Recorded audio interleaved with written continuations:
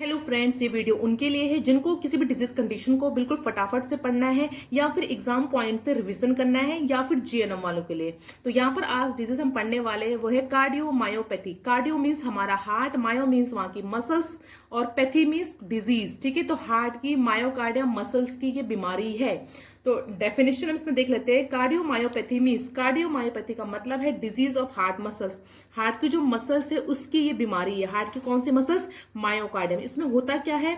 In this heart muscles becomes rigid. इसमें क्या होते हैं? हार्ट के मसल्स या तो बिल्कुल सख्त हो जाएंगे, रिजिड हो जाएंगे, या फिर वो बिल्कुल डायलेट हो जाएंगे, फैल जाएंगे, एंड एबनॉर्मली थिक, या बहुत वो मोटे हो जाएंगे।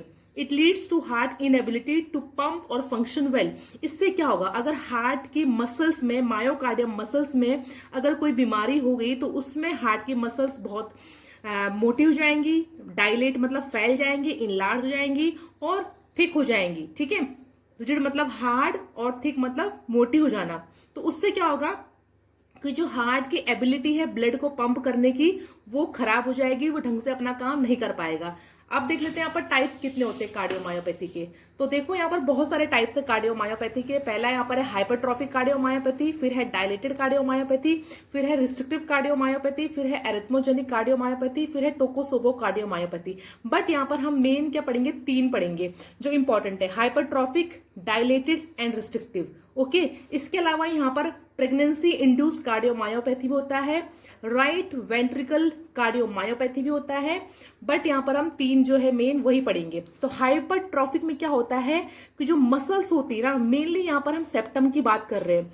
सेप्टम मतलब जो बीच की मसल्स होती है, राइट वेंट्रिकल और लेफ्ट वेंट्रिकल के जो बीच में जो लेयर आती है ये वाली, ठीक है, इसको हम सेप्टम बोलते हैं। तो यहाँ पर मेनली हाइपरट्रॉफी इस वाली मसल्स की होती है। ठीक है, लेफ्ट वेंट्रिकल जब ब्लड को पंप करता है आयोटा में ना, तो ये मसल्स बीच में आना शुरू कर देती है और उसकी हाइपरट्रॉफी हो रही है, मतलब वहां पर मसल्स की थिकनेस हो रही है, वहां पर मसल्स मोटी हो रही है। ठीक है, नेक्स्ट यहाँ पर डायलेटेड। डायलेटेड मतलब कोई भी चैम्बर अधिक फैल जाना, कोई भी चैम्बर हद से अधिक फैल जाए ना, डायलेट हो जाना। ठीक है, किसी चीज का वाइडनेस हो जाना। तो यहां पर अगर हार्ट की चैम्बर फैल जाती है उसको हम बोलते हैं डायलेटेड कार्डियोमायोपैथी। रिस्ट्रिक्टिव मतलब होता है कि बिल्कुल चट्टान पत्थर के समान। ठीक है, स्कार फॉर्मेशन, अगर हार्ट की जो मसल्स में अगर स्कार बनना शुरू हो जाए, ठीक, वो बिल्कुल हार्ड होनी शुरू हो जाए, चट्टान के जैसे, पत्थर के जैसे, तो उसको बोलते हैं हम रिस्ट्रिक्टिव कार्डियोमायोपैथी। ओके, हाइपरट्रॉफी में सेल्स का अमाउंट बढ़ गया है, मेनली सेप्टम में और लेफ्ट वेंट्रिकल में थिकनेस बढ़ गई है। डायलेट मतलब होता है फैल जाना, रिस्ट्रिक्टिव मतलब होता है स्कार फॉर्मेशन, कोई फाइब्रस फॉर्मेशन हो जाना, और बहुत ही रिजिड हो जाना, बहुत ही हार्ड हो जाना। आप देखते हैं कार्डियोमायोपैथी के कारण क्या है। तो कॉजेस ऑफ कार्डियोमायोपैथी में देखते हैं पहले हम इडियोपैथिक। मैक्सिमम जो कॉजेस है कार्डियोमायोपैथी के दोस्तों, उसमें उसका इडियोपैथिक मतलब अभी तक कोई कारण पता नहीं लग पाया है। दूसरा इंपॉर्टेंट कॉज इसका जेनेटिक। ज्यादातर हाइपरट्रॉफिक कार्डियोमायोपैथी अनुवांशिक होते हैं, ये एक पीढ़ी से दूसरी पीढ़ी में जाते हैं। कार्डियोवास्कुलर डिजीज, अगर किसी को इस्केमिक हार्ट डिजीज है या फिर हार्ट से रिलेटेड कोई अदर प्रॉब्लम है तो उसमें भी ये होता है। ठीक है, इस्केमिक अगर है तभी भी ये कार्डियोमायोपैथी होगा। इस्केमिक मतलब हुआ किसी की वहां पर अगर प्लेग जम रहा है तो हार्ट की मसल्स को ढंग से ब्लड नहीं मिल पाएगा, जिससे कि वो डेड हो जाएंगी। हाइपरटेंशन, बहुत लंबे टाइम से अगर बीपी इंक्रीज है तो बीपी क्या करेगा? हार्ट के ऊपर वर्कलोड डालेगा, हार्ट के ऊपर एक्स्ट्रा प्रेशर डालेगा, जिससे कि हार्ट की मसल्स वीक हो जाएंगी।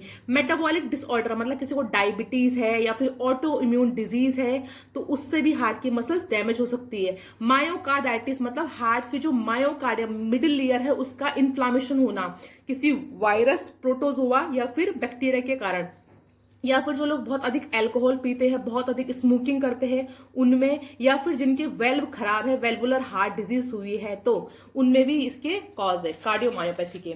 अब देख लेते हैं इसका हम साइन एंड सिम्टम्स। ठीक है, अब साइन एंड सिम्टम्स क्या देखने को मिलेंगे? शुरुआत में तो कोई इसके साइन एंड सिम्टम्स देखने को नहीं मिलते, ठीक है, शुरुआत में, बट धीरे धीरे इसके साइन एंड सिम्टम्स सामने आना शुरू हो जाते हैं। पहला है ब्रीथलेसनेस, क्योंकि हार्ट ढंग से ब्लड को पंप नहीं कर पा रहा है, वहां की मसल्स मोटी हो गई है या फिर फैल चुकी है, तो वो पूरी बॉडी में ब्लड को नहीं फेंक पाती है, हमारे लंग्स को ब्लड नहीं मिल पाता है, जिससे पेशेंट को ब्रेथलेसनेस कंडीशन फील होती है। पेशेंट बहुत थकावट फील करता है क्योंकि बॉडी में ढंग से ब्लड नहीं जा रहा है, हमारे सेल टिश्यू को ब्लड नहीं मिल पा रहा है, पेशेंट को बहुत थकावट लगती है, डिजीनेस एंड पाल्पिटेशन, क्योंकि हमारे ब्रेन को भी ढंग से ब्लड नहीं जा रहा है तो हमें चक्कर आता है, ठीक है, बेहोशी होती है, या फिर हार्ट को बहुत जल्दी जल्दी काम करना पड़ता है ब्लड को पंप करने के लिए। एक तो मसल्स वीक है या फिर मसल्स इतनी मोटी हो चुकी है कि वो फटाफट ब्लड को नहीं फेंक पाती है, तो हार्ट उसमें पाल्पेट करना शुरू कर देता है, पेशेंट को धड़कनें महसूस होनी शुरू हो जाती है। पेशेंट का वेट गेन क्यों होगा? क्योंकि अगर डायलेटेड कार्डियोमायोपैथी में चैम्बर फैल गए हैं तो आगे ब्लड को नहीं फेंक पाएंगे, जिसकी वजह से ब्लड पीछे की तरफ जाएगा और हमारे लंग्स में और हमारी पूरी बॉडी में ब्लड भर जाएगा, पेशेंट का वेट गेन होगा। और यूरिनेशन क्यों होगा? क्योंकि किडनी में ही ब्लड जा रहा है, ठीक है, तो किडनी क्या करेगी, ब्लड मैक्सिमम ब्लड किडनी में वापस आएगा तो उसको वो यूरिनेट कर देगी, ठीक है। Next increase jugular venous pressure, patient की जो एडिमा है वो उसके जुगुलर वेन्स में देखने को मिलेगा, उसके हाथ पैरों में सूजन होगी और उसके जो गले में जुगुलर वेन होती है वो भी फूल जाएंगी। S3 हार्ट साउंड भी आएंगी, क्योंकि इतना ब्लड इकट्ठा हो रहा है कि लगातार उससे क्या होगी, आवाज सी आएगी। S3 हार्ट साउंड स्टेथोस्कोप में सुनने को मिलेगी। अरिदमिया, इरेगुलर हार्ट बीट देखने को मिलेगी, क्योंकि ढंग से हार्ट क्या नहीं कर पाएगा, ब्लड को पंप नहीं कर पाएगा, अरिदमिया की कंडीशन रहेगी, जिसको हम बोलते हैं irregular heartbeat. Angina pectoris क्यों रहेगा? क्योंकि हार्ट की मसल्स को भी अपने आप ही ब्लड नहीं मिल पा रहा है, क्योंकि हार्ट की मसल्स को भी कोरोनरी आर्टरी के थ्रू ब्लड चाहिए, तो पेशेंट का चेस्ट पेन होगा, वहां की मसल्स डैमेज होंगी, वहां की मसल्स की डेथ होगी, इसलिए एंजाइना पेक्टोरस होगा। पेशेंट को नोजिया, वॉमिटिंग, ब्लोटिंग इसलिए होगी क्योंकि उसका जीआई सिस्टम में भी फ्लूइड भर चुका है, जिसकी वजह से उसको बिल्कुल जैसे उल्टी वाली फीलिंग आएगी, या फिर उसको वॉमिटिंग हो जाएगी, या फिर उसको पेट में कुछ अलग सा होगा, ठीक है, ब्लॉटिंग होगा जीआई सिस्टम में। अब इसको हम डायग्नोस कैसे करेंगे, इसका पता हम कैसे लगाएंगे? मेडिकल एंड फिजिकल एग्जामिनेशन से, पेशेंट से पुरानी जो मेडिकल जानकारियां वो सारी पूछेंगे, पहले आपको कोई सर्जरी हुई है कि नहीं हुई है, कौन कौन सी मेडिसिन आप पहले लेते थे, पेशेंट का हेड टू टो एग्जामिनेशन करेंगे कि उसे कोई कंडीशन, उसकी बॉडी में स्वेलिंग तो नहीं है, उसके वाइटल साइन कैसे है, उसका सारा टेस्ट इसमें हम करेंगे, ठीक है, complete head to toe examination. फिर है ब्लड टेस्ट। ब्लड टेस्ट क्यों जरूरी है? क्योंकि ब्लड टेस्ट में पता लग जाएगा कौन सा वायरस है, क्योंकि ये कार्डियोमायोपैथी वायरस और बैक्टीरिया और प्रोटोजोआ के कारण भी होता है। फिर हम पेशेंट का LFT KFT भी इसमें चेक करेंगे। उसका कई तरह की कार्डियोमायोपैथी में क्या होता है कि जो आयरन होता है ना, वो रिस्ट्रिक्टिव कार्डियोमायोपैथी में डिपॉजिट होना शुरू हो जाता है, जिससे कि वहां की सेल्स स्कार होनी शुरू हो जाती है, तो उसका ब्लड कितना है वो सब कुछ इसमें चेक करेंगे। पेशेंट का चेस्ट एक्सरे में पूरा कंप्लीट शो हो जाएगा कि हार्ट कितना बड़ा हुआ है या लंग्स कितने फैले हुए हैं। कार्डियोमेगाली इसमें हार्ट हमको दिखाई देगा, लंग्स में जो फ्लूइड भर रखा है वो हमको इसमें दिखाई देगा, ठीक है।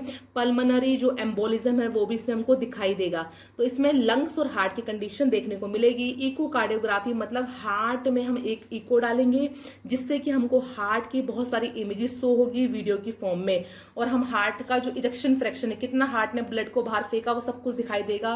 कार्डिक कैथेटराइजेशन से कोरोनरी आर्टरीज को देखेंगे हम, ठीक है, कोरोनरी आर्टरीज में ढंग से ब्लड की फ्लोइंग हो रही है कि नहीं हो रही है, वहां पर कोई प्लैक तो नहीं है। एक्सरसाइज स्ट्रेस टेस्ट मतलब पेशेंट को जानबूझकर हम इसमें एक्सरसाइज कराएंगे, ये चेक करने के लिए कि फिजिकल जब हम एक्टिविटी करते हैं, जब हम रनिंग करते हैं या फिर सीढ़ियां चढ़ते हैं, उस टाइम पे हमारा हार्ट कैसे हमारे वर्कलोड को संभाल रहा है, कैसे काम कर रहा है। कार्डिक CT MRI बहुत इंपॉर्टेंट है।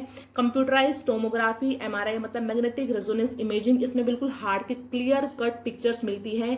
ECG हम पेशेंट का करेंगे, क्योंकि ECG में हमको पहले का जो हार्ट अटैक है और हार्ट की कंडीशन है वेंट्रिकल्स की, वो सारा दिख जाता है ग्राफ फॉर्म में।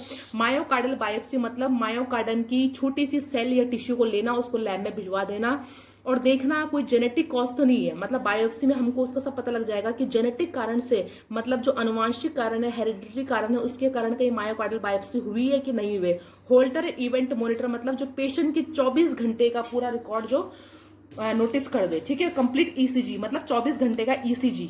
नेक्स्ट यहाँ पर देखेंगे मेडिकल मैनेजमेंट, किस तरह से हम पेशेंट को दवाइयां देंगे। पहला आता है बीटा ब्लॉकर, ये ना एड्रेनलिन हार्मोन को ब्लॉक करता है, क्योंकि एड्रेनलिन हार्मोन हमारी बॉडी में BP को इंक्रीज करता है, तो बीटा ब्लॉकर से हम एड्रेनलिन हार्मोन को रोक देंगे ताकि सिंपैथेटिक एक्टिविटी ना बढ़े बॉडी की, और हमारी बॉडी का जो हार्ट रेट है, BP है, वो ना बढ़े। इसमें मेडिसिन आती है एसिबिटोलॉल और एटिनोलॉल। कैल्शियम चैनल ब्लॉकर ने यहाँ पर कैल्शियम को ही ब्लॉक कर दिया है, क्योंकि कैल्शियम जो हमारे हार्ट के मसल्स में और हमारे ब्लड वेसल्स में जाता है, तो वहां पर वो कॉन्ट्रेक्शन करवाता है, जिससे हमारे हार्ट को अधिक काम करना पड़ता है, अधिक कॉन्ट्रेक्शन करना पड़ता है। तो यहाँ पर हम कैल्शियम को ब्लॉक कर रहे हैं। इसमें मेडिसिन एग्जांपल है एमलोडिपिन, निफिडिपिन। वेसो डायलेटर जो वेसल्स को डायलेट कर देगा, वेसल्स को चौड़ा कर देगा, ताकि आराम से वहां से जो ब्लड है वो फ्लो कर सके और पेशेंट का बीपी इंक्रीज ना हो। इसके एग्जांपल है एसी इनहिबिटर और नाइट्रेट्स। एसी इनहिबिटर क्या करता है, ये एंजियोटेंसिन फर्स्ट को सेकंड में नहीं बदलने देता, ये एंजाइम को ब्लॉक करता है। उस एंजाइम का नाम है एसी एंजाइम। तो एसी इनहिबिटर क्या करेगा, एसी एंजाइम को ही रोक देगा, क्योंकि एसी एंजाइम क्या करता है, एंजियोटेंसिन फर्स्ट को सेकंड में बदल देता है, जिसकी वजह से एंजियोटेंसिन सेकंड क्या करता है, एड्रेनलिन को हमारी बॉडी में निकालता है और हमारी किडनी को बोलता है कि सोडियम और वाटर को बॉडी में रोक के रखो, ठीक है, जिससे हमारा बीपी बढ़ता है। तो इसलिए यहाँ पर एसी एंजाइम को ब्लॉक कर देता है। नाइट्रेट से नाइट्रिक ऑक्साइड निकलता है, जो कि वेसल्स को डायलेट कर देते हैं और इससे क्या होगा, ब्लड आराम से फ्लो करेगा। ओपॉइड्स, अगर पेशेंट को एंजाइना पेक्टोरस है, पेशेंट को बहुत पेन फील हो रहा है, तो मॉर्फिन और कोडिन डॉक्टर की ही प्रिस्क्रिप्शन में पेशेंट को दे सकते हैं। एंटी कोगुलेंट्स जो ब्लड का थक्का नहीं बनने देगा, एंटी मतलब कोगुलेशन, ब्लड को कोगुलेट नहीं होने देगा, इकट्ठा नहीं होने देगा। इसके एग्जांपल है वारफेरिन। थ्रोम्बोलाइटिक्स, अगर ब्लड का क्लॉट बन गया है, क्योंकि डायलेटेड कार्डियोमायोपैथी में ब्लड एक चैम्बर में इकट्ठा हो जाएगा, ठीक है, जिससे कि आगे चल के पल्मोनरी एम्बोलिज्म बनने का खतरा है, ठीक है, स्ट्रोक आने का खतरा हो सकता है।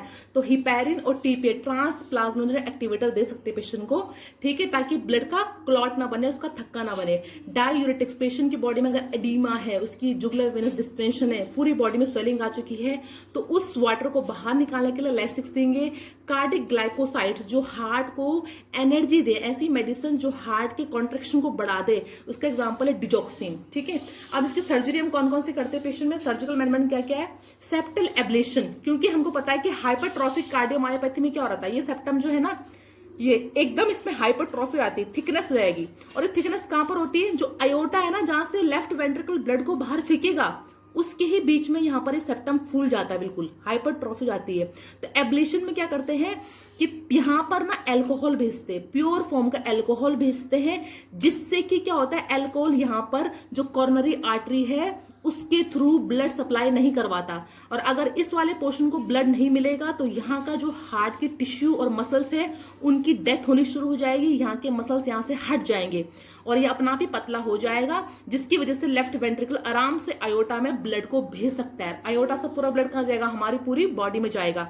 सेप्टल एब्लेशन में हम पेशेंट की बॉडी में अल्कोहल को भेजते हैं कॉर्नरी आर्टरी के थ्रू, मतलब फिमोरल जो उसकी वेन है उसके थ्रू में एक कैथेटर डालेंगे, कैथेटर के अंदर हम अल्कोहल डालेंगे और जो अल्कोहल क्या करेगा, उस कॉर्नरी आर्टरी को रोक देगा जो सेप्टम में ब्लड दे रहा है। अगर यहाँ की मसल्स को, यहाँ के टिश्यू को ब्लड नहीं मिलेगा, मतलब उसको ऑक्सीजन और न्यूट्रिशन भी नहीं मिलेगा, जिसकी वजह से यहाँ के सेल और टिश्यू मर जाएंगे और यहाँ पर जो थिकनेस है ना वो अपना आप कम हो जाएगी।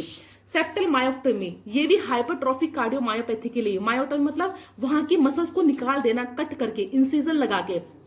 तो ये एक बड़ी फॉर्म की सर्जरी होती है जिसमें पेशेंट को चीरा लगाते हैं, उसका इंसिजन लगाते हैं। आजकल जो होता है वो बहुत ही छोटा सा इंसिजन करते हैं और यहाँ पर कोई इंस्ट्रूमेंट ब्लेड्स वगैरह डाल के इसको ना निकाल देते हैं, यहाँ के जो मसल्स है उसको कट करके बाहर निकाल देते हैं, जिसकी वजह से दोबारा ग्रो नहीं होती है और लेफ्ट वेंट्रिकल से आराम से आयोटा में ब्लड जा सकता है।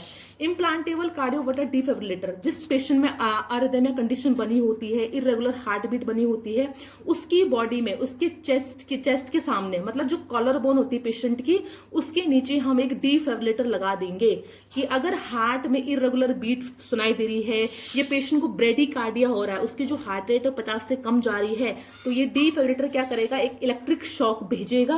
जो इलेक्ट्रिक शॉक क्या करेगा, हार्ट को एक करंट देगा, जिसकी वजह से हमारा हार्ट काम करता है। आप लोगों को पता होगा कि हार्ट हमारा कंडक्शन सिस्टम के थ्रू काम करता है, मतलब एसए नोड और एबी नोड वो हमारे हार्ट के कंडक्शन सिस्टम है, क्योंकि ये कंडक्शन सिस्टम ना हमारे हार्ट के मसल्स में होते हैं, ठीक है।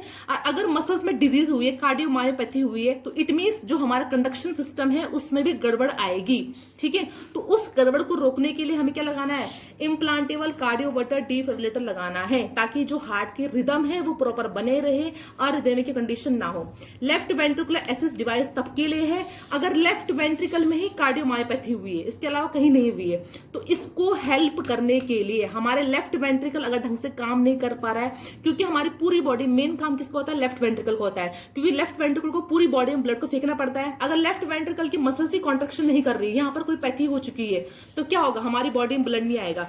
तो इस यहाँ पर एक ना डिवाइस होता है ऐसा, इस तरह से यहाँ पर एक कैथेटर ऐसा होगा, फिर यहाँ पर एक पंप लगा होगा, ठीक है, और दूसरा वाला भाग ना इस कैथेटर का हम आयोटा से जोड़ देंगे, ठीक है, इसको एटस जोड़ दिया। अगर लेफ्ट वेंट्रिकल यहाँ पर लेफ्ट वेंट्रिकल में अगर ब्लड आ रहा है, ठीक है, लेफ्ट एट्रियम से लेफ्ट वेंट्रिकल में ब्लड आ रहा है, तो वो यहाँ पर इनफ्लक्स मतलब जो इसको ब्लड को लेके जाएगा, इनफ्लक्स कैथेटर से ये ब्लड एक पंप में आएगा और ये पंप कॉन्ट्रेक्शन करेगा, क्योंकि लेफ्ट वेंट्रिकल कॉन्ट्रेक्शन नहीं कर पा रहा है, तो ये पंप कॉन्ट्रेक्शन करेगा और ब्लड को हमारे आयोटा में भेज देगा, जिसकी वजह से हमारी पूरी बॉडी को ब्लड मिल पाएगा। तो लेफ्ट वेंट्रिकुलर एसिस्ट डिवाइस जो लेफ्ट वेंट्रिकल को हेल्प कर रहा है ब्लड को फेंकने में। फिर अगर लास्ट है हार्ट ट्रांसप्लांट, अगर कोई भी मेडिसिन कोई भी सर्जरी काम नहीं आती है, तो लास्ट ऑप्शन क्या है, हार्ट ट्रांसप्लांट। ओके।